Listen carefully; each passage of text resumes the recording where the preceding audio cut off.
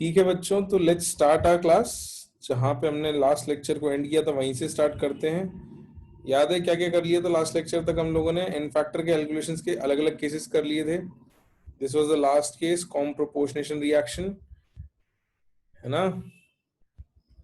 और किसी को याद है कि हमने एन फैक्टर निकालना शुरू क्यों किया था? क्या काम आने वाला है हमारा एन फैक्टर? किस किस लिए पढ़ रहे थे एन फैक्टर? हाँ वैभव बेटा, हाँ विभव, क्लास के एंड में बोल दूंगा, मैं तुम्हें रिप्लाई कर दूंगा। हाँ, इक्विवेलेंट, इक्विवेलेंट निकालने के लिए याद है अपन लोगों ने पढ़ना शुरू किया था, बिल्कुल इक्विवेलेंट मास के लिए। तो तुम्हें एक इक्विवेलेंट मास की डेफिनेशन लिखवाई थी मैंने, देखो थोड़ा सा पीछे देखो अपने नोट्स को उठा के। मैंने इक्विवेलेंट मास की डेफिनेशन लिखवाई थी, और इक्विवेलेंट मास की डेफिनेशन पर हमको ये पता चला था कि इक्विवेलेंट मास को निकालने का हमारे पास थोड़ा एक आसान तरीका हो सकता है। वैसे तो हम ये रिएक्शन लिख लिख के पता कर रहे थे कि भाई 8 ग्राम ऑक्सीजन, 1 ग्राम हाइड्रोजन या 35.5 ग्राम क्लोरीन से जो रिएक्ट कर रहा था उससे पता कर रहे थे इक्विवेलेंट वेट। फिर हमने देखा था कि हमारे पास एक आसान तरीका हो सकता है इक्विवेलेंट मास निकालने का, इक्विवेलेंट वेट निकालने का, बट उसके लिए हमको किसकी रिक्वायरमेंट थी? एन फैक्टर की, याद है? और क्योंकि यहाँ एन फैक्टर की रिक्वायरमेंट थी, इसलिए हमने अलग अलग केसेस में एन फैक्टर कैसे निकलेगा ये सीखा था, राइट? तो यहां तक हमने बहुत सारे एन फैक्टर निकालने के तरीके सीख लिए थे। अब हम इसको यूज करना वहां पे शुरू करते हैं, and that's why we wrote our next heading as equivalent concept. ये लिख लिया था ना हम लोगों ने कल, सबने लिख लिया था? बिल्कुल, चलो तो let's start with equivalent concept. Equivalence निकालेंगे, नॉर्मलिटी कैलकुलेट करेंगे, कुछ क्वेश्चन सॉल्व करेंगे और न्यूमेरिकल करेंगे। अब हमको थोड़े न्यूमेरिकल सॉल्व करने पड़ेंगे। चलो बच्चों, तो लेट्स स्टार्ट राइटिंग। लिखो इक्विवेलेंट कॉन्सेप्ट में, वन इक्विवेलेंट और 1 gram equivalent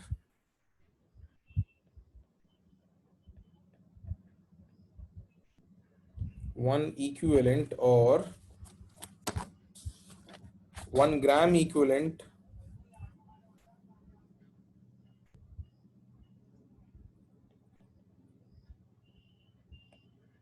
is that amount of the substance, is that amount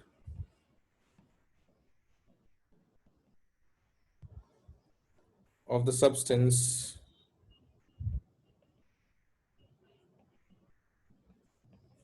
which either gains or loses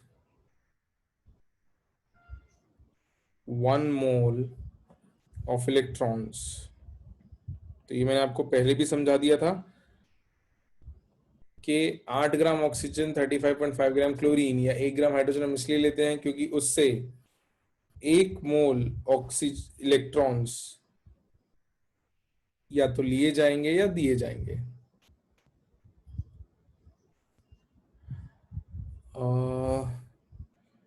intramolecular redox में एलिमेंट्स के ऑक्सीडेशन नंबर हमेशा सेम होंगे? नहीं नहीं राम बेटा, ऐसा बिल्कुल जरूरी नहीं है, नहीं, बिल्कुल नहीं। इसके नीचे जो हमने फॉर्मूला लिखा था वो एक बार और लिख लेते हैं कि नंबर ऑफ ग्राम इक्विवेलेंट्स। अच्छा चलो, पहले इक्विवेलेंट वेट्स यहां तक लिख लिया कि सब लोगों ने? पहले बताओ, यहां तक लिख लिया? तो मैं पहले बता देता हूँ फिर उसके बाद। ठीक है बच्चों, तो हमने नंबर ऑफ मोल्स निकाले थे मोल कॉन्सेप्ट में, याद है? गिवन मास बाय मोलर मास। इसी तरीके से अब हम इक्विवेलेंट वेट की मदद से नंबर ऑफ ग्राम इक्विवेलेंट्स निकाल सकते हैं। तो number of gram equivalent is equals to given mass upon में आ जाएगा आपका इक्विवेलेंट मास, इक्विवेलेंट मास।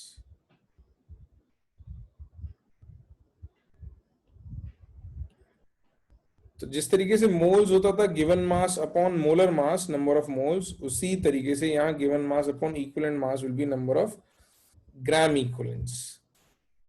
और इक्विवेलेंट मास कैसे निकालना है वो उसका फॉर्मूला हमने लिख रखा है। इक्विवेलेंट मास का फॉर्मूला क्या लिखा था अपन ने?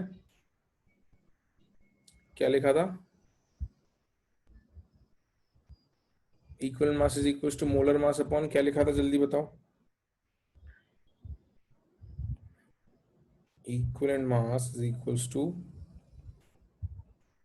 मोलर मास अपॉन में क्या लिखा था, एन फैक्टर, बिल्कुल। तो अब अपन कुछ नए रिलेशन भी यहाँ पे बना लेंगे, ठीक है, we'll get some new relations here. क्या नई रिलेशन मिलेगी, देखो, इक्विवेलेंट मास के इस वैल्यू को उठा के यहाँ रख दोगे अगर, तो आपको नंबर ऑफ ग्राम इक्विवेलेंट्स, और यहाँ पे क्या बन जाएगा, कोई बता सकता है? हाँ कृतिका बेटा, आई विल। भाई number of gram equal to, यहाँ पर समथिंग इनटू एन फैक्टर आएगा। अगर मैं इसको उठा के यहाँ रख देता हूँ तो इक्विवेलेंट मास को, तो क्या आएगा वो, समथिंग इनटू क्या, समथिंग इनटू एन फैक्टर जो है वो समथिंग यहाँ क्या आएगा, moles. Very good, very good, very good, सही समझ गए ना। बस तो वैल्यू सब्स्टिट्यूट कर देते हैं, देयरफॉर अपने पास आ जाएगा number of gram equivalent is equals to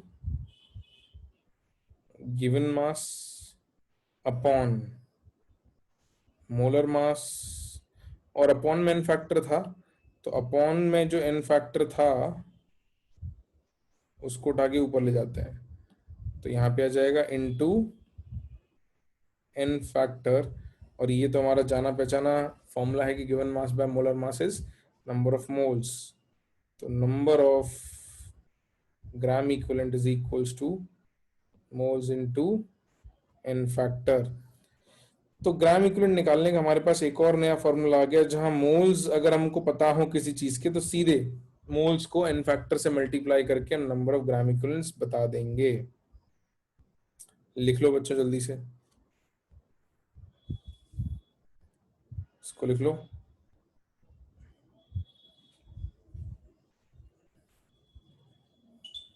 ठीक है, मैंने स्क्रॉल अप कर दिया है जिसको ऊपर से लिखना था कुछ।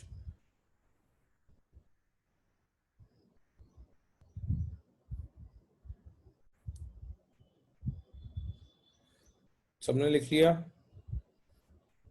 Everything is on the screen, जो जो लिखने का था सब कुछ स्क्रीन पे है। हाँ, मैं एन फैक्टर के लिए कुछ क्वेश्चंस भेज दूंगा, वैसे तो अभी इक्विवेलेंट में भी एन फैक्टर निकालना पड़ेगा कई बार, तो यूज हो जाएगा। लिख लिया सबने? ओके, तो अब अपन नॉर्मालिटी लिखते हैं, नॉर्मालिटी निकालेंगे अपन एन फैक्टर की मदद से और इक्विवेलेंट की मदद से। तो नॉर्मालिटी को बच्चों अपन ने डिटेल में नहीं पढ़ा था, जब कॉन्सेंट्रेशन टर्म्स पढ़े थे तो हमने सिर्फ डेफिनेशन लिख ली थी, और उसको हमने डिटेल में नहीं लिखा था कि नॉर्मालिटी कैसे कैलकुलेट करते हैं, तो वो अब हम सीखेंगे। मोहित बेटा यार, अब बाद में लिख लेना, ठीक है, मैं रिकॉर्डिंग शेयर कर दूंगा, लिख लेना, अभी अभी फटाफट आगे का लिख लो। नॉर्मालिटी एन, उसमें लिखो the number of gram equivalents of a substance present in, the number of gram equivalents of a substance present in 1 litre of solution. तो बच्चों मोलारिटी का डेफिनेशन याद है आप लोगों को? मोलारिटी की डेफिनेशन क्या थी? क्या थी मोलारिटी की डेफिनेशन? Moles per litre. तो जब मोलारिटी मोल्स पर लीटर था, वैसे ही नॉर्मालिटी हो जाएगा नंबर ऑफ ग्राम इक्विवेलेंट्स पर litre. So this will be number of gram equivalent of a substance present in 1 liter of solution, present in 1 liter of solution। तो यहाँ पे हमारा formula बन जाता है normality is equals to number of gram equivalents upon volume of solution in liters।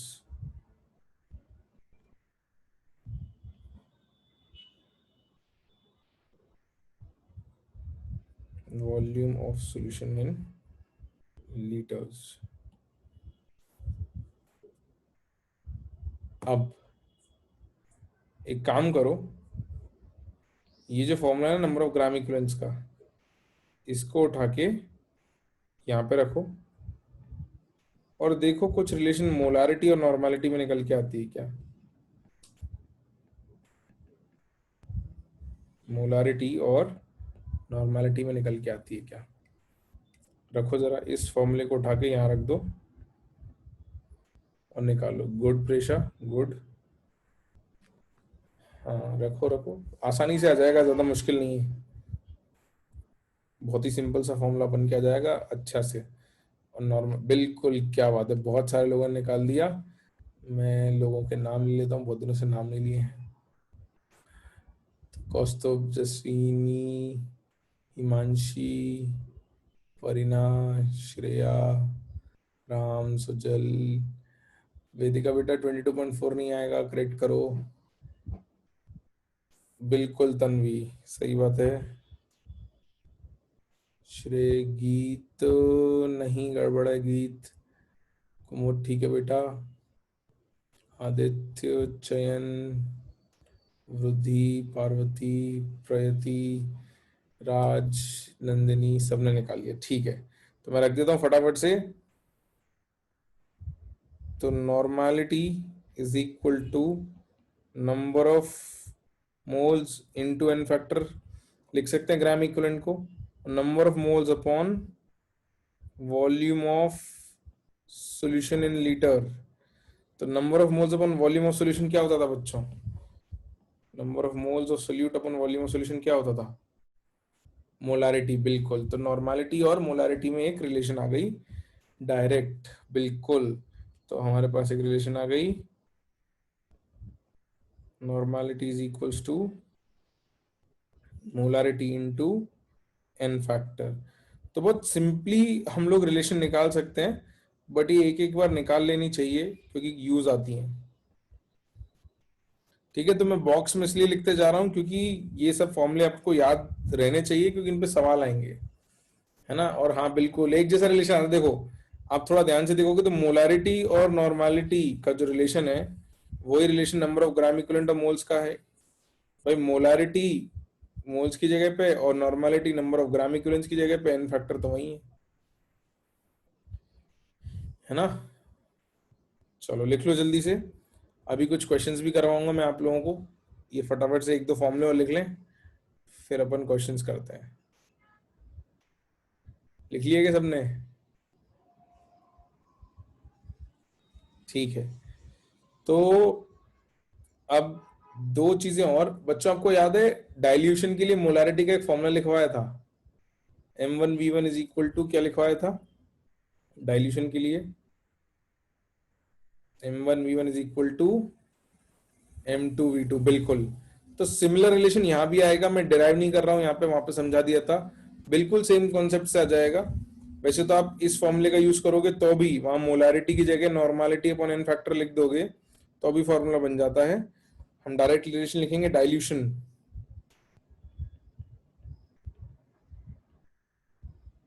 Dilution law, उसमें आपको लिखना है N1V1 is equals to N2V2। तो मोलारिटी में जैसा फॉर्मूला था वैसा ही रिलेशन हमारे पास नॉर्मालिटी में भी आ जाएगा।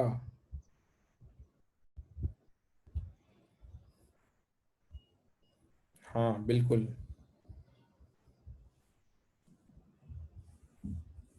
बिल्कुल बिल्कुल बिल्कुल कर सकते हैं, नॉर्मालिटी में हम करेंगे भी, अभी कुछ सवाल भी करेंगे, चिंता मत करो। और जब मिक्सिंग करते हैं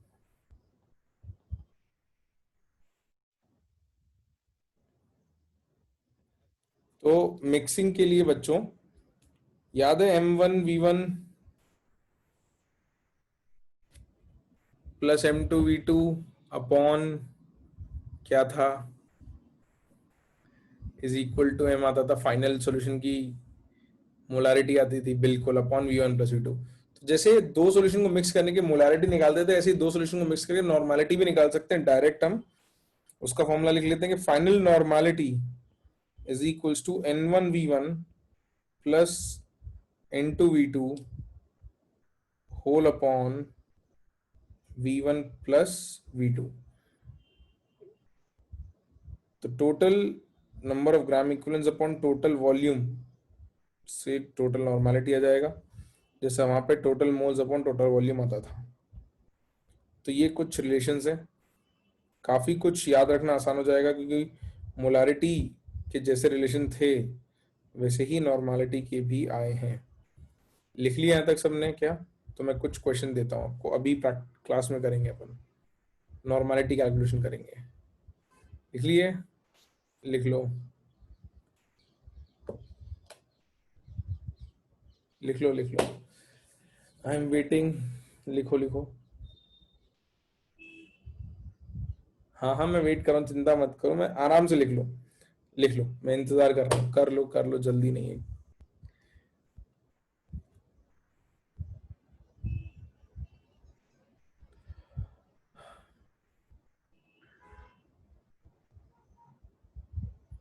अब तो हो गया सबका? गीत बेटा हो गया? सवाल दे दूं?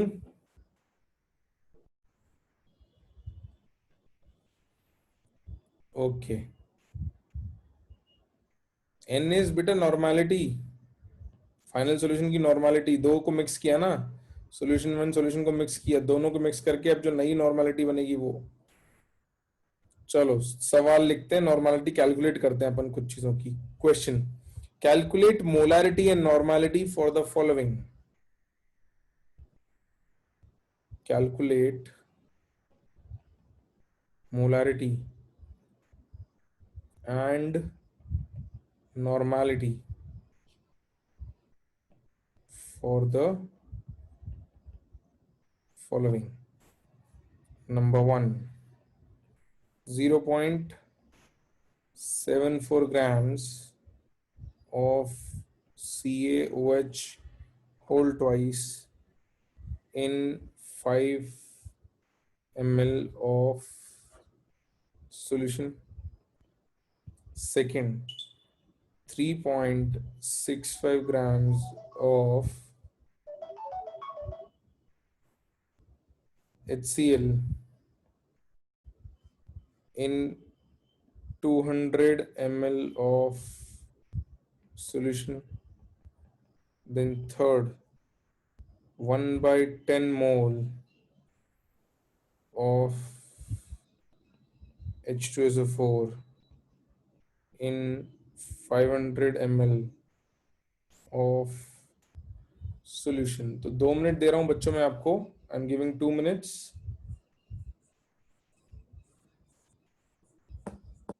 ये 3 पार्ट हैं क्वेश्चन के, तीनों में पहले मोलारिटी निकालो, एन फैक्टर आपको पता है एसिड्स और बेसिस का कैसे निकाला जाता है, उसका यूज करो, फिर नॉर्मेलिटी निकालो।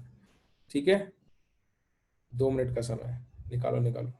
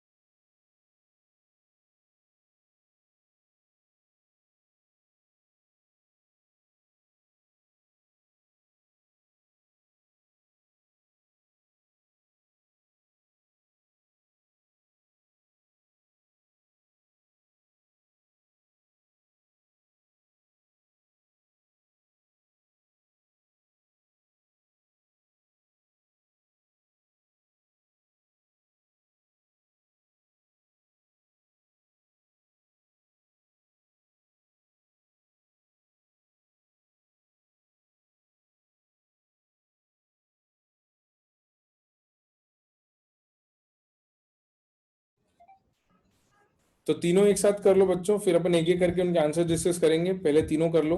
आई am waiting for you to solve all the 3।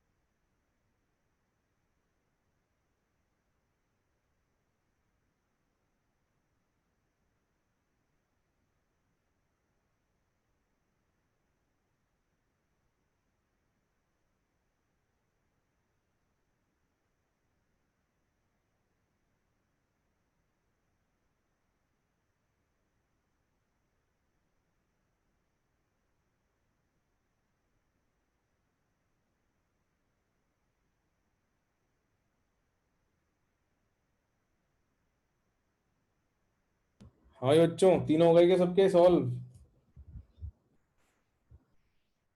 तीनों हुए हैं या एक हुआ है? सारे हो गए, चलो ठीक है। तो मेरे को लग रहा है कि ज्यादातर बच्चों का रिप्लाई आ गया है। तो इन दैट केस हम लोग डिस्कस करना स्टार्ट कर लेते हैं। तो बच्चों बताओ, सबसे पहले वाले का आंसर क्या है, फर्स्ट वाले की मोलारिटी और नॉर्मालिटी?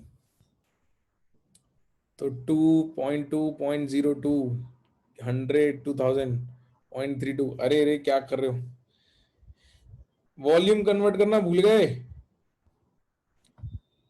फर्स्ट वाले का आंसर पहले लिख देता हूं, फिर डिस्कस करेंगे।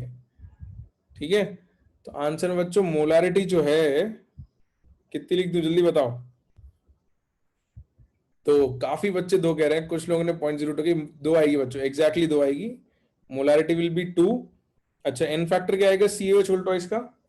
एन फैक्टर क्या आएगा? 2। तो मोलारिटी और एन फैक्टर पता है, तो नॉर्मालिटी भी आ जाएगी अपने पास फटाफट से। नॉर्मालिटी कितनी आ गई? 4। और इसका सिंबल लिखेंगे नॉर्मल, इसका सिंबल भी नॉर्मल लिखते हैं, एन। एन फैक्टर 2 कैसे? बेटा देखो, ये CaOH उल्टा इस बेस है, और ये कितने OH माइनस दे सकता है? 2। तो इसका एन फैक्टर 2। रिएक्शन नहीं दी हुई है, तो जो कंपाउंड दिया होगा उसके हिसाब से एन फैक्टर लिखेंगे। अगर सॉरी, रिएक्शन दी होती तो रिएक्शन के हिसाब से लिखते। ठीक है। अभी इसमें सॉल्यूशन बताने की जरूरत है क्या किसी को? मतलब जिन लोगों का गलत आंसर है उनको भी अपनी मिस्टेक पता चल गई होगी ना भाई। मोलारिटी में आपने मोस्ट प्रोबेबली ये वॉल्यूम को लीटर में कन्वर्ट नहीं किया है। ठीक है। राज बेटा, एन फैक्टर ये तो सबसे सिंपल वाला है, जरा देखो पन्ने पलट के। एसिड और बेसिस के एन फैक्टर निकालना सिखाए थे आपको, देखो जरा।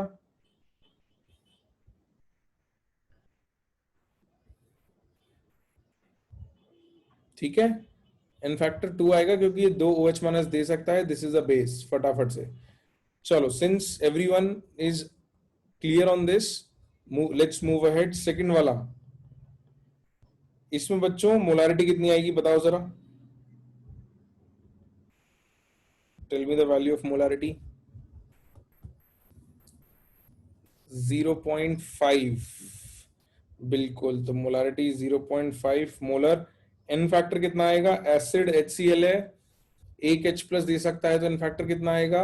1। Very good, n factor 1। बिल्कुल। अच्छा, अब अपने को मोलारिटी पता है, एन फैक्टर पता है, तो इसी वजह से नॉर्मालिटी जो निकल के आएगी वो भी आ जाएगी 1 नॉर्मल। 1 नॉर्मल, बिल्कुल यही आएगी ना। मोलारिटी 0.5 कैसे? चलो ठीक है, इसमें डाउट आ रहा था, मैं बता देता हूँ इसका सोल्यूशन आपको। Solution, moles is given mass upon molar मास। देखो गिवन मास कितना दिया है, 3.65। तो 3.65 अपॉन HCl का मोलर मास होता है 36.5। तो ये आ गया 36.5, तो ये आ गया 0.1 मोल्स। अच्छा, वॉल्यूम कितनी है?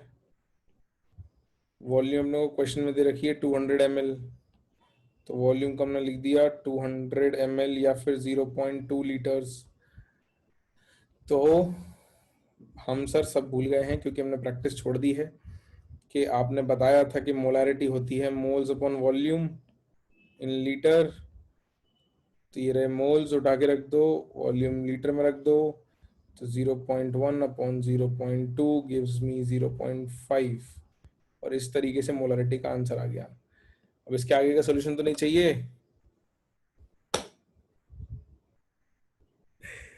इसके आगे का सोल्यूशन तो नहीं मांगोगे? ठीक है, ओके। अच्छी बात है ना, तुम्हारी प्रैक्टिस वैसे नहीं कर रहे तो ऐसे हो जाएगी। अब मोलारिटी वगैरह रिवाइज कर लो, कॉन्सेंट्रेशन टर्म पड़े बहुत दिन हो गए हैं, थोड़े बेसिक सवाल तो रिवाइज कर लो उनके कम से कम। चलो, कर लिया सबने? हाँ, कितना बुलवाते हो यार। चलो आ जाओ। थर्ड, इसका आंसर क्या आएगा? क्या आएगा आंसर, क्या आएगा? 0.2, 0.4, 0.4, 0.5, 2/5, 1/5, 1/5, 2/5।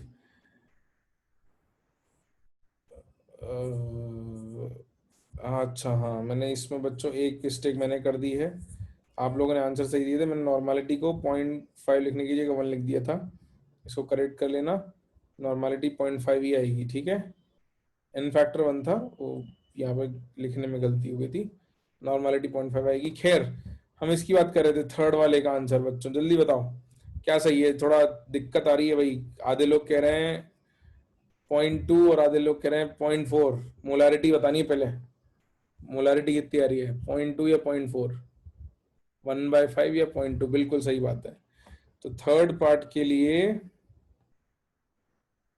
मोलारिटी इज 1/5 या फिर 0.2 मोलर। बिल्कुल, आपको सभी कुछ दे रखा था मोलारिटी के लिए, तो कुछ दिक्कत ही थी, सीधे मोल्स दे रखे थे, वॉल्यूम दे रखी थी।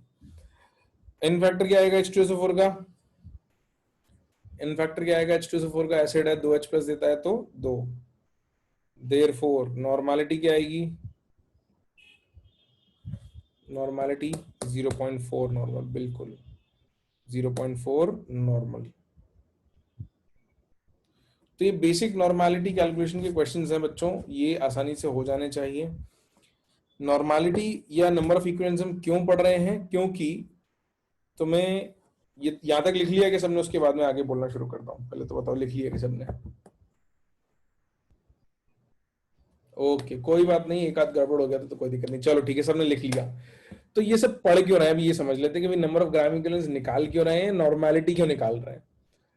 तो याद करो बच्चों, अपन ने मोल कॉन्सेप्ट में कभी रिएक्शंस पढ़ते वक्त कुछ सीखा था कि 2H2, कलर चेंज कर लेते हैं यार, इसको लिखना नहीं है, ठीक है। 2H2 plus O2 giving you 2H2, ऐसी रिएक्शंस पढ़ी थी।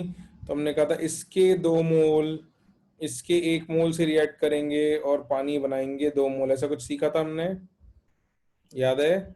मोल मोल एनालिसिस में ऐसे कि सर ये 2 और ये 1 है, यानी कि इसका 2:1 रेशियो आएगा, ये 2:1 रेशियो में रिएक्ट करेगा और प्रोडक्ट बनाएगा 2।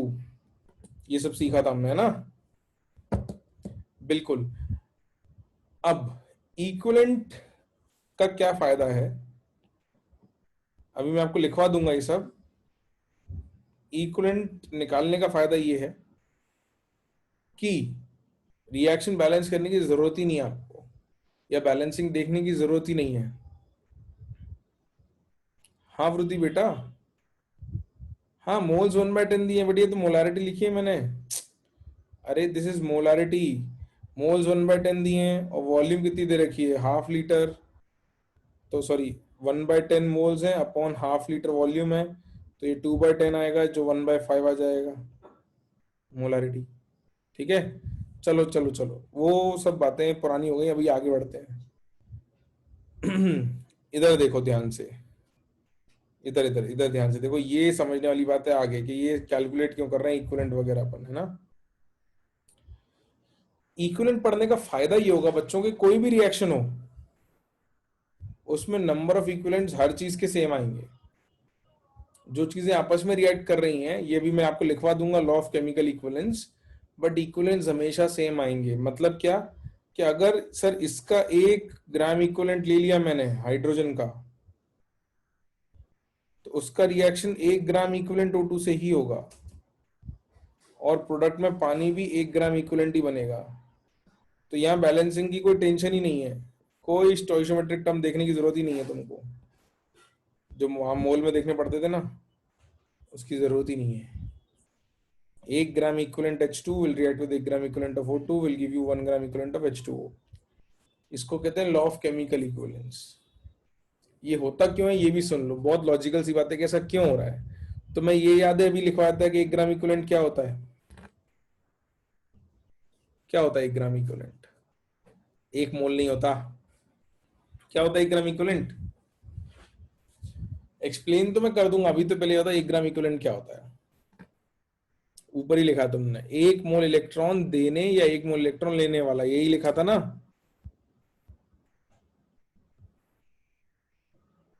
है ना। तो अब किसी भी रिएक्शन में देखो, अगर इसने 1 मोल इलेक्ट्रॉन लिए हैं, अगर इसने 1 मोल इलेक्ट्रॉन लिए हैं, ये मोल, ये खुद कितने भी मोल्स हो, इसने टोटल अगर 1 मोल इलेक्ट्रॉन लिए हैं, तो ये टोटल हाइड्रोजन में से कितने मोल इलेक्ट्रॉन बाहर गए होंगे? 1 मोल। है ना। तो मतलब क्या हुआ कि अल्टीमेटली इसका 1 ग्राम इक्विवेलेंट और इसका 1 ग्राम इक्विवेलेंट ही तो लगेंगे ना हमेशा। ये इसके 2 ग्राम इक्विवेलेंट हो गए तो इसके भी 2 ग्राम इक्विवेलेंट लगेंगे। बात समझ आ रही है?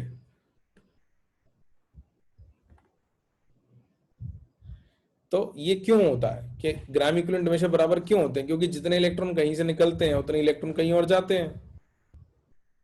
बिल्कुल। इसलिए जो चीजें आपस में रिएक्ट कर रही हैं उनके ग्राम इक्विवेलेंट हमेशा बराबर रहते हैं। इसको हम कहते हैं लॉ ऑफ केमिकल इक्विवेलेंस।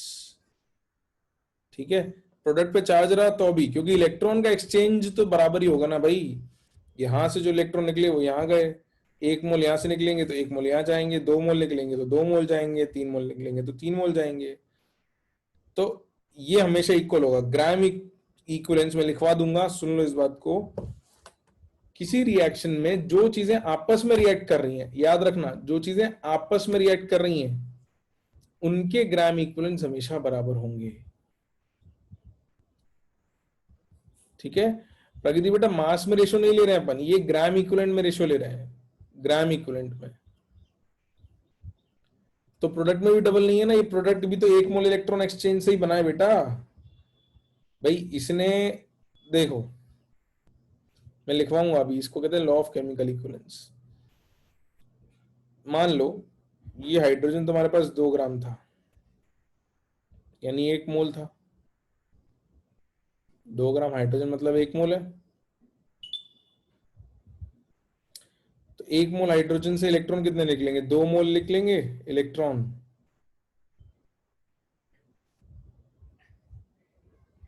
तो वो 2 मोल इलेक्ट्रॉन जाएंगे O2 में। तो 2 मोल इलेक्ट्रॉन लेने के लिए,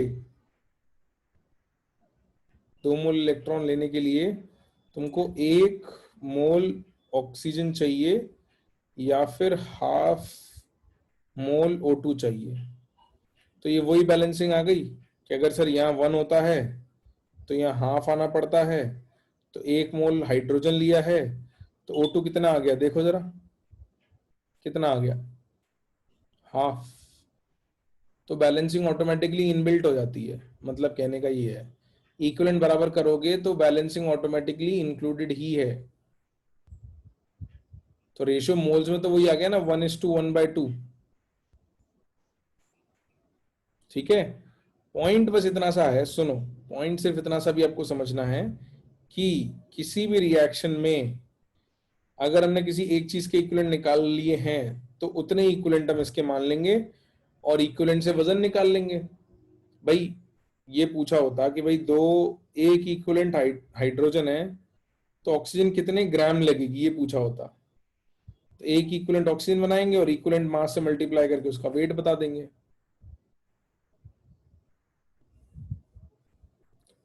अरे विभव बेटा, तो जो एक्सेस रहेगा वो बच जाएगा ना, हम तो सिर्फ रिएक्शन की बात कर रहे हैं, जो रिएक्ट कर रहे हैं। तो भूल गए लिमिटिंग रिएजेंट वगैरह सिखाए थे, जो एक्स्ट्रा होता है वो बच जाता है। ठीक है। चलो अभी तो सिर्फ यूसेज बता रहा था, लिखवाता हूं मैं इसको, इस पे समझते हैं। यूसेज समझ में आया नहीं, बस ये बता दो।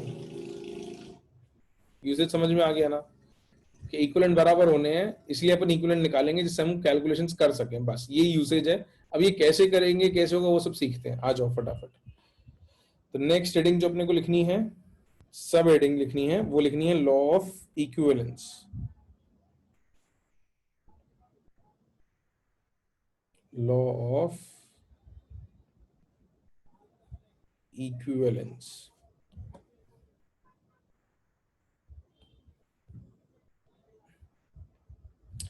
तो लिखो, इसके कुछ एग्जांपल्स मैं करवाऊंगा आपको तो आपको समझ में भी आएगा। लिखो, According to law of chemical equivalence,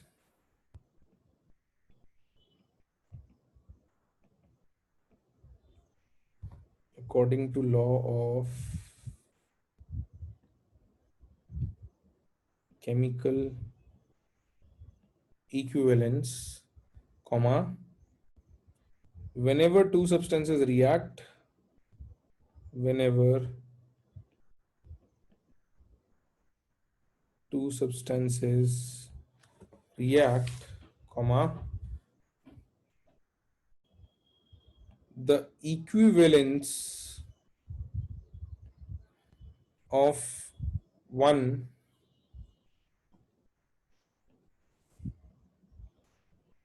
the equivalence of one of the reactant will be equal to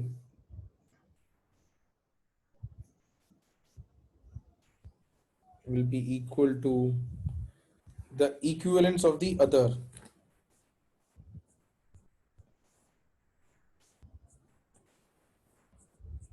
The equivalence of the other, and will also be equal to the equivalence of the product formed.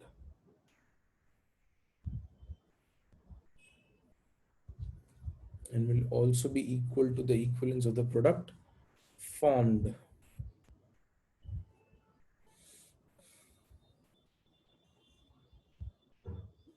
Full stop लिख लिया क्या सबने? तो उसके next line में कुछ और लिखना है. हाँ, इसमें लिमिटिंग रीजन पता करना बहुत ही आसान हो जाता है. जिसके भी ग्राम इक्विवेलेंस कम होंगे वो लिमिटिंग रीजन हो जाएगा. तो इसमें लिख लो रिएक्टेंट हैविंग, नेक्स्ट लाइन से,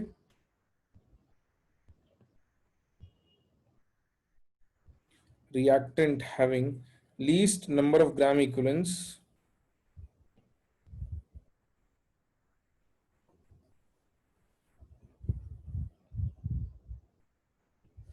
reactant having least number of gram equivalents will be the limiting reagent in any given reaction.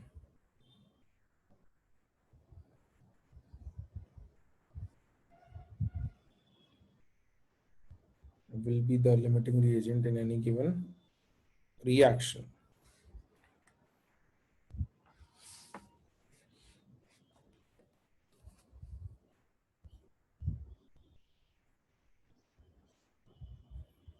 ठीक है, लिख लिया. चलो मैं अब एक दो एग्जांपल्स आपको बताता हूं कि कैसे लॉ ऑफ इक्विवेलेंस हमारा लाइफ को थोड़ा सा आसान करेगी. How the chemical equivalence law will make our life easier. तो ज्यादातर केसेस में तो क्या होगा, जो मोल कॉन्सेप्ट, ये मोल मोल एनालिसिस से सवाल हो सकता है, वो इक्विवेलेंस हो सकता है. जो इक्विवेलेंस होगा वो मोल मोल एनालिसिस से भी हो जाएगा. बट कुछ जगह पर हमको law of chemical equivalence use करना आसान पड़ता है. कैसे, वो देखते हैं. लिख लिया यहाँ तक सबने? जो लोग कह रहे थे ऊपर स्क्रॉल करना है, सब लिख लिया? मैं दोबारा ऊपर स्क्रॉल नहीं करूंगा, आप किसी ने कहा तो. ठीक है, आ जाओ. तो मैं ये सवाल समझा रहा हूँ बच्चों, पहले सुन लो. एक एग्जाम्पल मैं करवा देता हूँ, उसके बाद फिर अगला सवाल मैं आपसे पूछूंगा. तो एग्जाम्पल,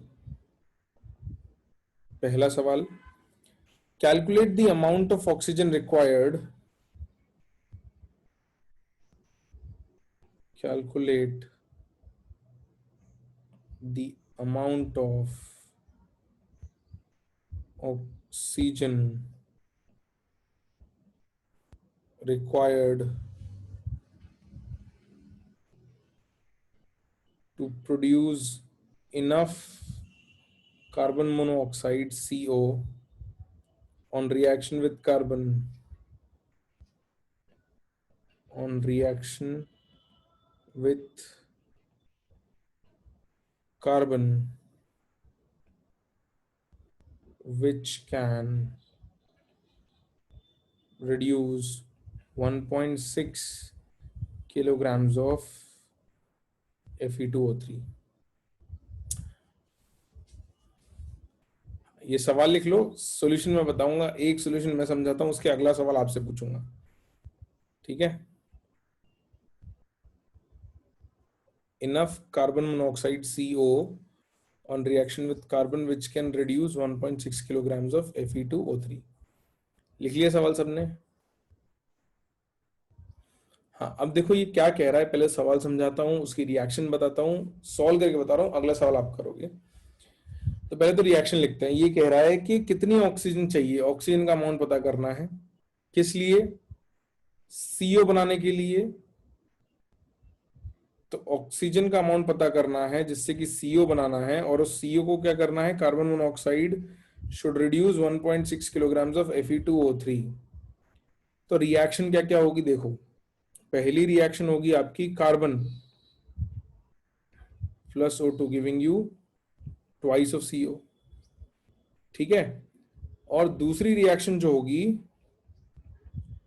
वो होगी Fe2O3 plus CO giving you Fe plus CO2, 2Fe 3CO 3CO2। तो एक तो ये कि मोल मोल एनालिसिस से करना, तो रिएक्शन सारी बैलेंस करनी पड़ेगी, इस तरीके से लिखनी पड़ेगी। और आपको ये बोला है कि ये 1.6 kg है, तो ये O2 कितना चाहिए ये पूछ लिया आपसे, ठीक है। ये सवाल है, सवाल समझ में आया?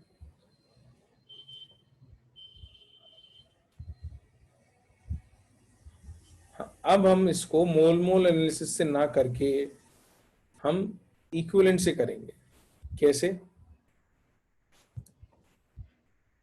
यहां पर इस रिएक्शन में Fe2O3 और CO के इक्विवेलेंट बराबर होने चाहिए या नहीं, ये बताओ पहले। कैसे करेंगे वो तो मैं बता रहा हूं ना, तुम तो देखते चलो बस, है ना। भाई लॉ ऑफ इक्विवेलेंस से Fe2O3 और CO के इक्विवेलेंट बराबर होंगे, और लॉ ऑफ इक्विवेलेंस से ही फर्स्ट रिएक्शन में O2 और CO के इक्विवेलेंट बराबर होंगे, होंगे या नहीं? तो मोल मोल एनालिसिस से अगर करते तो क्या करना पड़ता, सुनो। बिल्कुल सी के भी होंगे, बट सी के हमको जरूरत नहीं पड़ रही इसलिए मैंने नहीं लिखे। सुनो सुनो सुनो, सुन लो पहले ध्यान से सुन लो, पहला एग्जांपल है। मोल मोल एनालिसिस से करना होता तो हम इसके मोल निकालते, फिर मोल मोल एनालिसिस से इसके मोल पता करते, फिर वो यहां पर इस रिएक्शन में यूज करते, फिर मोल मोल एनालिसिस से इसके मोल पता करते।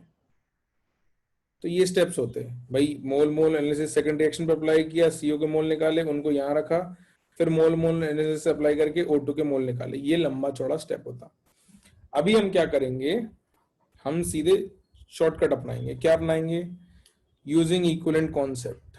यूजिंग इक्विवेलेंट कॉन्सेप्ट हम क्या लिखेंगे, we can say equivalent of Fe2O3 equal to equivalent of CO from second reaction, है ना। लिख लेना, लिखने का टाइम दूंगा अभी, पहले स्क्रीन पे देख लो और ये बता दो ठीक है, इसमें दिक्कत तो नहीं किसी को? हाँ, और इसी तरीके से हम लिखेंगे equivalent of O2 is equal to equivalent of CO from first reaction।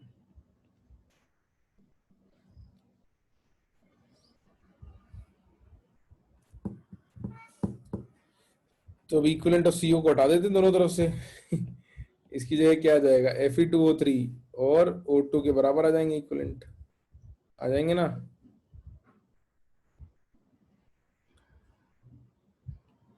तो वैभव बेटा यही तो फायदा है इक्विवेलेंट का, कि 3CO है कि 2CO है देखने की टेंशन ही नहीं है, बैलेंसिंग से मतलब ही नहीं है इक्विवेलेंट में। इक्विवेलेंट बराबर है, बस इक्विवेलेंट हटा देते हैं।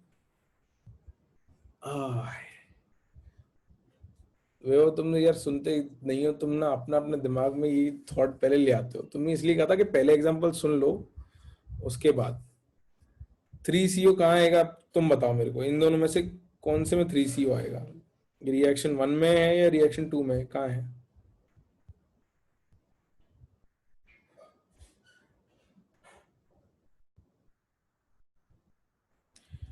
भाई बच्चों देखो, लाइफ आपकी आसान हो गई, समझने में आपको दिक्कत ही नहीं है। सुनो, it does not matter actually, मैं वही तो कह रहा हूँ, कोई फर्क नहीं पड़ता। सुनो, जिन लोगों को दिक्कत डाउट आ रहा है, भाई आपकी लाइफ बहुत ज्यादा आसान हो गई शायद, इसलिए डाउट ला रहा है। देखो क्या करना है, लॉ ऑफ इक्विवेलेंस से क्या पढ़ा था कि रिएक्टेंट कार्बन के इक्विवेलेंट और O2 के बराबर होंगे, ये लिख सकते हैं, और इन दोनों के CO के बराबर होंगे, ये लिख सकते हैं।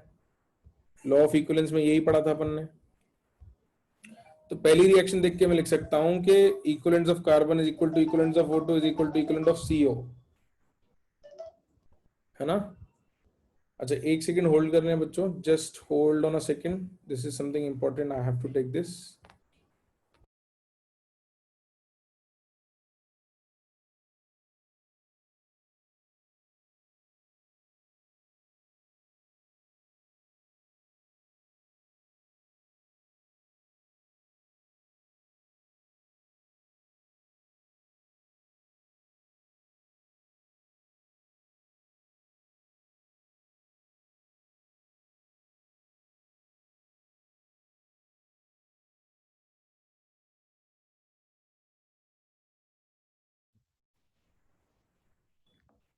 ओके बच्चों, तो आ जाओ वापस, लेट्स फोकस हियर। देखो, अरे सुजल बेटा, क्वेश्चन में कार्बन लिखा है, किसके लिए लिखा है, calculate amount of oxygen required to produce enough CO on reaction with carbon. तो O2 on reaction with carbon giving you what, CO, यही तो लिखा है मैंने।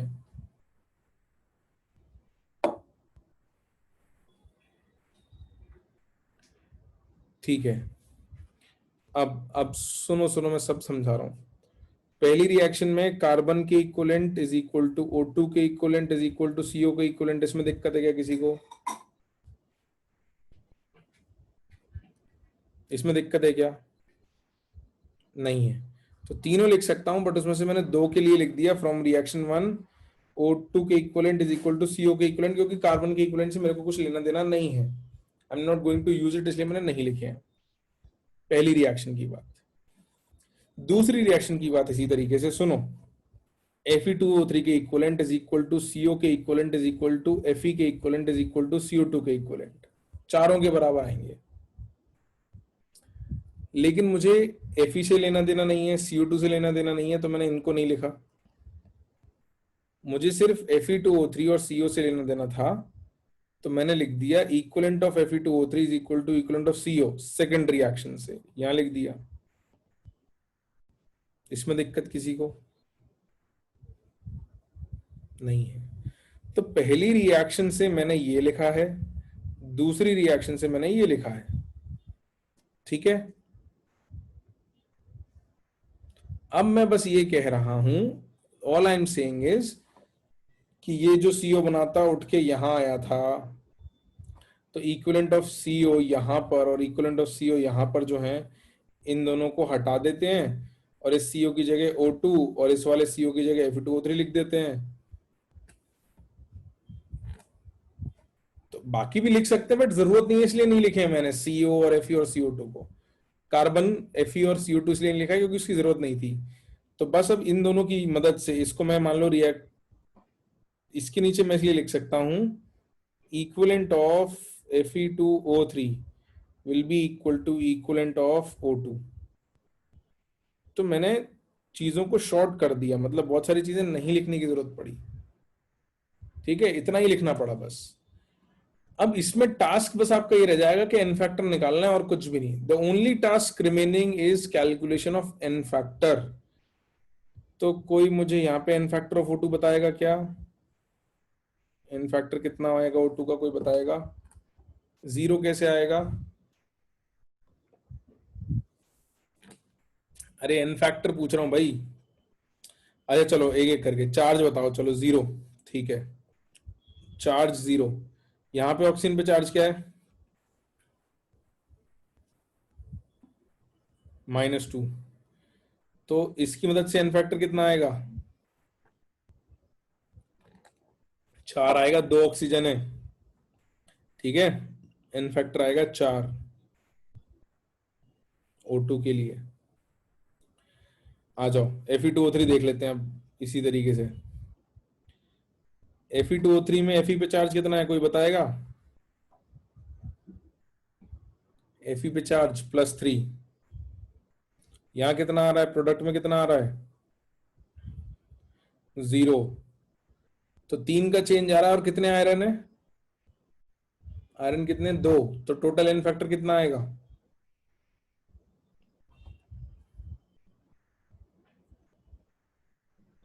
6 आ जाएगा। आयरन का रिडक्शन हो रहा है तो एन फैक्टर 6। ठीक है, ऑक्सीजन तो -2 का -2 ही है। ठीक, एन फैक्टर आ गए दोनों के, तो अपना तो काम आसान हो गया ना भाई। इक्विवेलेंट ऑफ Fe2O3 क्या लिखेंगे? Moles of Fe2O3 into n factor of Fe2O3 is equal to moles of O2 into n factor of O2। ये भी सिखाया था अभी, तुमको याद है? Moles into n factor is equal to number of gram equivalent. हाँ, जीरो कौन सा बेटा, कहाँ पे जीरो क्यों लिया, ये Fe को जीरो क्यों लिया, ये पूछ रहे होगे सारा। तो Fe एलिमेंटल स्टेट में है, आपको लिखाया था बेटा।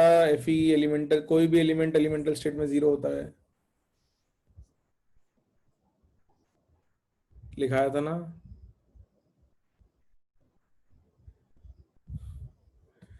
चलो अब बस लास्ट स्टेप, मोल्स को क्या लिखते हैं, given mass by molar mass.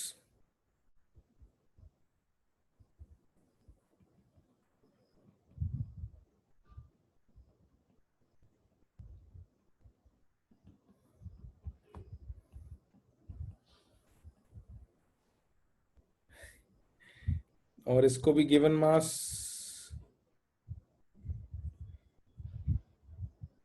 By molar mass into n factor of, जगह कम है, बहुत खिचड़ी हो रही है।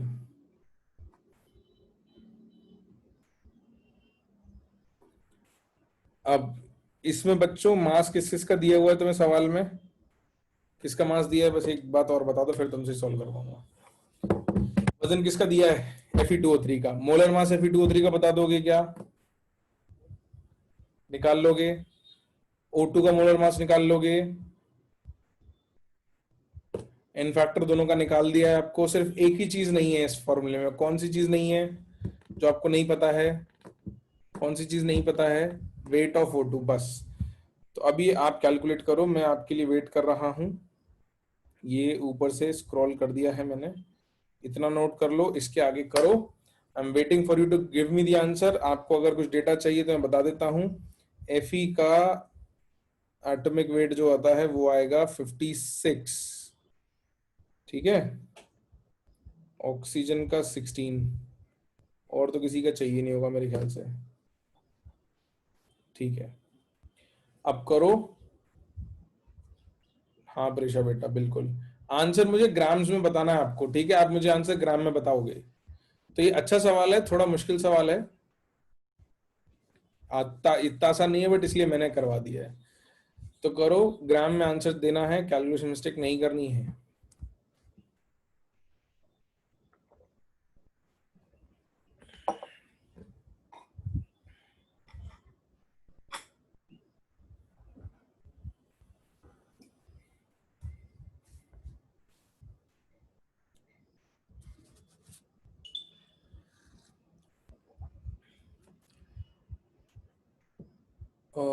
श्रेय बेटा, आपका थोड़ा गड़बड़ है, चेक करो कैलकुलेशंस।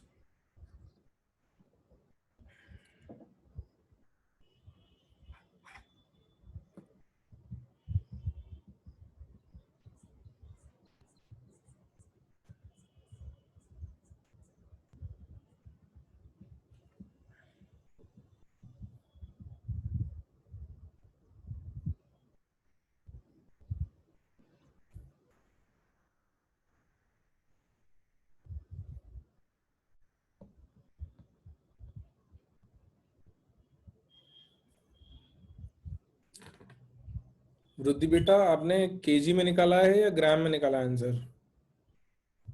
बाकी लोगों के तो ठीक दिख रहे हैं। पार्वती बेटा कुछ तो कैलकुलेशन मिस्टेक करी है आपने, चेक करो जरा।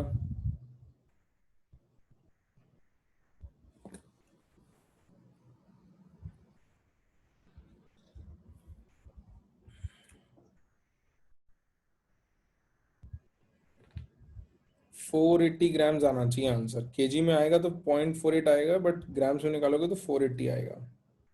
मैं भी डेटा पुट इन कर देता हूँ आप लोगों के लिए। So given mass of Fe2O3 is 1600 grams upon molar mass is 160 into n factor of Fe2O3 was 6 is equals to mass of O2 तो निकालना है हमको, upon molar mass of O2 is 32 into n factor of O2 हमने लिखा था, कितना लिखा था, 4। Very good. तो इसको सॉल्व कर दो। दिस गोज 10 टाइम्स, ये 4 से 8 टाइम्स, तो what you have is 10 into 6 into 8 is mass of O2 in grams. That should come out to be 480 grams as mass of O2। ठीक है, यही आंसर आएगा ना, कुछ और तो नहीं आएगा। तो इस तरीके से बच्चों कुछ केसेस में आपको लाइफ थोड़ी सी आसान हो जाएगी अगर आप इक्विवेलेंट को यूज करते हो तो।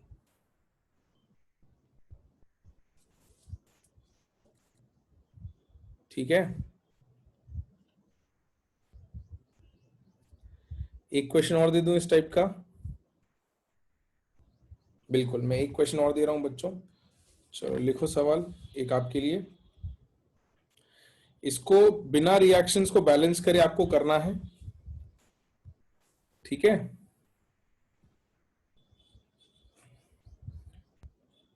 तो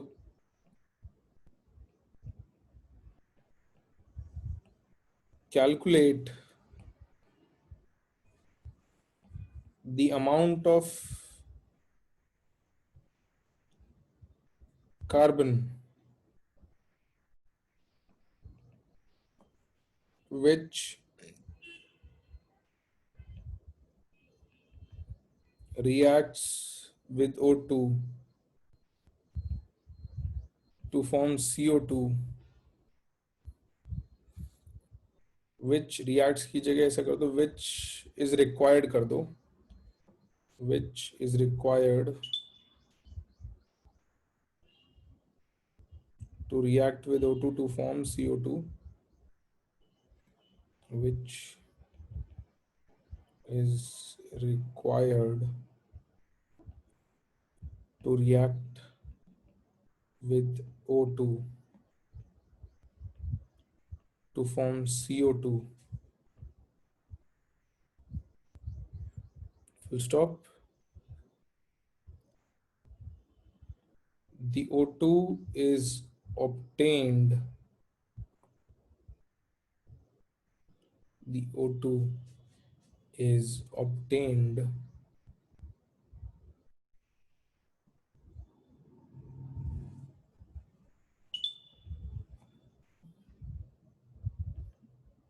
by heating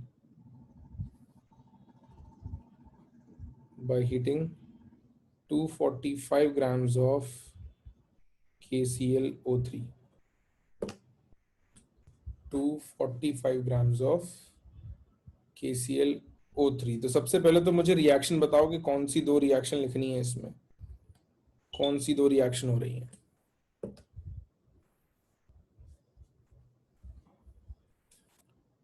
C+O2 gives you CO2, एक रिएक्शन ये है, और ये इसको मैं सेकंड पे लिखूंगा, ठीक है, क्योंकि ये तो बाद में हो रही है। C+O2 गिविंग यू CO2, पहली रिएक्शन क्या है, KClO3, बिल्कुल KClO3 giving you KCl plus O2।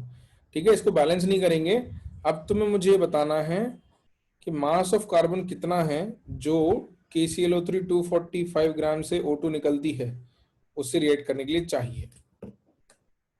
ठीक है, तो पहले तो बस इक्वेशन बना दो कि किस किस के इक्वलेंट इक्वल करेंगे, पहली रिएक्शन में किस किस के इक्वल करें, पहली रिएक्शन में किस किस के इक्वल करें, कर तो सबके सकते हैं बट हमको किस किस के चाहिए। एटॉमिक वेट में दे दूंगा, बिल्कुल दे दूंगा। पोटेशियम का 39, Cl का 35.5, ऑक्सीजन का 16, कार्बन का 12। अब तक तो याद हो जाने चाहिए, बोला था मैंने। हाँ पहले ये बताओ क्लास, पहली रिएक्शन में किस किस के इक्वलेंट बराबर करने हैं, किस किस के, कर तो सबके सकते हैं, किस किस के करें, KClO3 और O2 के, बिल्कुल ठीक बात है। और दूसरी रिएक्शन में किस किस के करें हम, कार्बन और O2 के, ठीक है। बस अब तो आपको काफी कुछ आ गया है, तो करो बच्चों।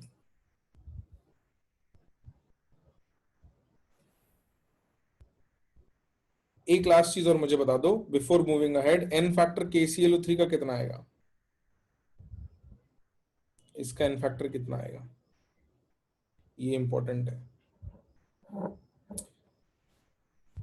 तो चार्ज लिख लेते हैं, पोटेशियम +1 में है, यहां भी +1 में है। क्लोरीन कितने पे है, क्लोरीन कितने पे है, करवा चुका हूं ये सवाल वैसे में पहले, +5 पे। यहाँ कितने पे है क्लोरीन, -1। क्या हो गया क्लोरीन का यहाँ, रिडक्शन। तो एन फैक्टर कितना है इसका,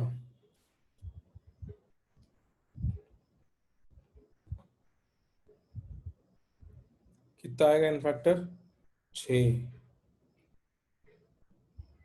ठीक है, ऑक्सीजन से भी निकाल सकते हो, वो भी बताता हूँ, सुन लो एक बार और बता रहा हूँ। ऑक्सीजन पे चार्ज -2, यहाँ ऑक्सीजन पे कितना है राइट हैंड साइड में, 0। तो क्या हो गया ऑक्सीजन का, क्या हो गया ऑक्सीजन का, ऑक्सीडेशन। तो 3 ऑक्सीजन थे, -2 से 0 गए, इससे भी निकालोगे तो कितना आएगा इनफैक्टर, 6 ही आएगा। बिल्कुल ये ही एग्जैक्ट एग्जाम्पल करा था अपन ने अभी पिछले 1-2 क्लास से पहले, है ना। चलो इतना हो गया, एक लास्ट और बता दो मेरे को कि ये कार्बन का इनफैक्टर की जरूरत पड़ेगी, तो यहाँ कार्बन का इनफैक्टर कितना लिख दूं और ऑक्सीजन का इनफैक्टर कितना लिख दूं, वैसे तो ऑक्सीजन की जरूरत नहीं पड़नी, तो चलो छोड़ो ऑक्सीजन को। कार्बन का कितना लिख दूं, डायरेक्ट बताओ मेरे को कितना लिख दूं। हाँ 0 से कहाँ जा रहा है, 4, तो इनफैक्ट एक ही कार्बन है तो इनफैक्टर आएगा 4, वेरी गुड। चलो ठीक है, अब मुझे कॉन्फिडेंस है, अब आप लोग कर लो। Now I am a little confident on you guys, now I want answer. करो, तब तक मैं स्क्रीन पे लिखता जाता हूँ साइड साइड में। करो, आप बिना देखे करना है ना, चीटिंग नहीं करनी बच्चों, नो चीटिंग।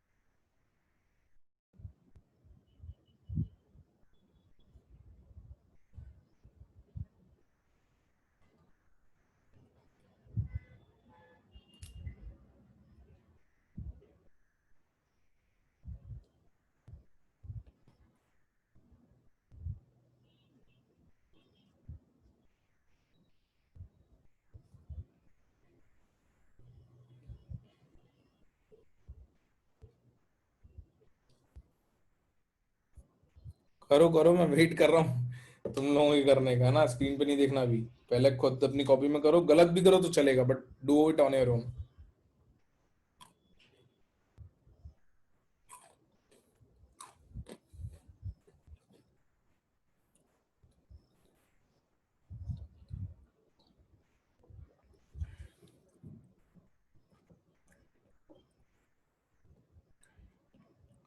अभी बच्चों आंसर आ गया क्या? कुछ कुछ लोगों का दिख तो रहा था स्क्रीन पे। बिल्कुल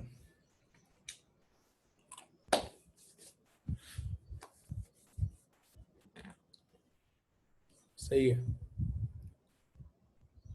गुड। ठीक है, 36 आंसर आना चाहिए। सब लोग एक बार देख लो अपने सॉल्यूशंस। स्क्रीन पे लिखा हुआ है पूरा सॉल्यूशन, एग्जैक्ट 36 आ जाएगा।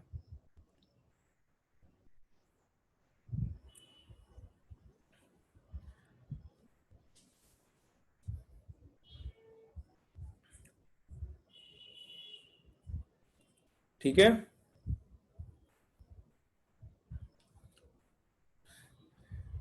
हाँ good, very good, very good बच्चों। आई होप मतलब छोटी मोटी मिस्टेक की हो तो चल जाएगा, बट मेरे ख्याल से जहां तक ज्यादा लोगों के रिप्लाईज दिखे हैं, गड़बड़ नहीं करी है लोगों ने, तो सही है। एक क्वेश्चन दे रहा हूं, इससे आसान है थोड़ा सा, बट होमवर्क है फॉर प्रैक्टिस, है ना। एक क्वेश्चन और होमवर्क के लिए, फटाफट से बच्चों लिख लो। सिंगल रिएक्शन क्वेश्चन है। इक्विवेलेंट वहां भी काम आएगा जब बैलेंसिंग में दिक्कत आती है। तो जहां बैलेंसिंग में दिक्कत आती है वहां पर भी इक्विवेलेंट बहुत काम आता है, क्योंकि बिना बैलेंस करे क्वेश्चन हो जाता है। बिल्कुल पीओसी से भी कर सकते थे, बट यहाँ पर और भी आसान हो गया ना, पीओसी से भी आसान हो जाता है कुछ कुछ चीजें यहाँ पे। देखो पीओसी वहां ज्यादा काम आएगा जहाँ रिएक्शन पूरी नहीं लिख सकते, जब आपने को सारे रिएक्टेंट और प्रोडक्ट नहीं पता हो। इक्विवेलेंट जनरली जहां एन फैक्टर वगैरह कैलकुलेट करके कर सकते हैं, वहां फटाफट से यूज कर लेंगे। चलो तो लिखो बच्चों सवाल।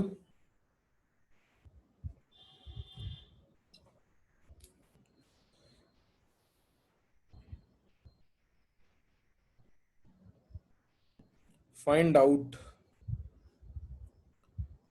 सिंपल सवाल दे रहा हूं, लेकिन आपको इसको किसकी मदद से करना है? You will have to do this using equivalent concept. Okay, equivalent की मदद से करना है। Find out the mass of CH4, find out the mass of CH4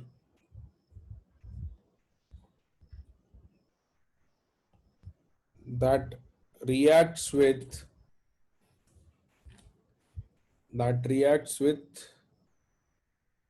320 grams of O2 to form CO2 and H2O। तो ये सवाल हो तो आपका मोल कॉन्सेप्ट से भी जाएगा, but I want you to do this using equivalent. ठीक है, ये एक होमवर्क है। एक सवाल और दे दूं क्या बच्चों? एक सवाल और ले लो। Let's do one more question, है ना। लिखो, इस बार अपन एसिड बेस रिएक्शन का लिखते हैं। लिखो सवाल।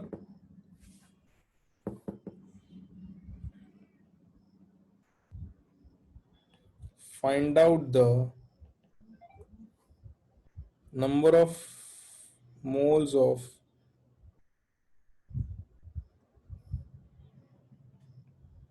MgOH whole twice that react with H3PO4 that react with, मास दे देता हूं मैं आपको इसका, एक सेकेंड ना,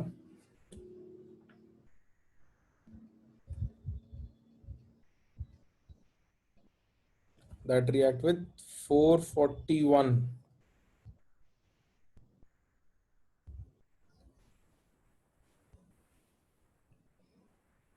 grams of H3PO4 for complete neutralization of the acid। तो बच्चों एसिड बेस रिएक्शन तो लिख लोगे ना आप, H3PO4 और MgO छोल ट्वाइस की, उसमें तो दिक्कत नहीं है किसी को। ठीक है, इसको भी बिना बैलेंस करे करना है। ये दोनों सवाल मोल कॉन्सेप्ट से हो सकते हैं, बट ये आपको बिना बैलेंस करे सिर्फ इक्विवेलेंट से करने हैं, इसलिए आपको प्रैक्टिस में दिए हैं ये दोनों क्वेश्चंस।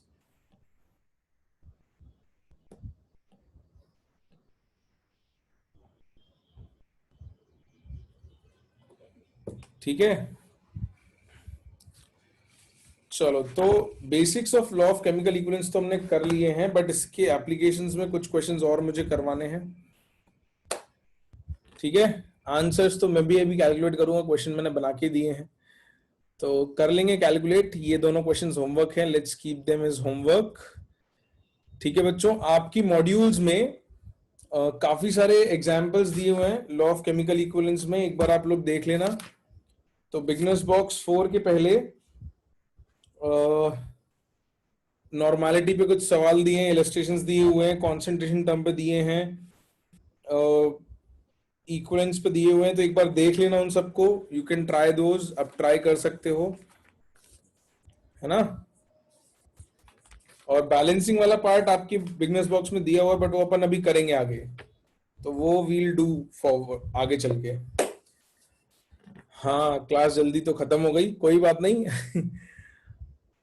ठीक है, तो थ्योरी को यहाँ रोक लें। विभव बस एक सेकेंड है ना, इसको खत्म कर लो, इसके बाद डिस्कस करता हूँ। थ्योरी को यहाँ रोक लें बच्चों, let's stop our theory here. यहाँ से आगे अपन लोग कंटिन्यू करेंगे, तो आज के लिए इतना ही रखते हैं।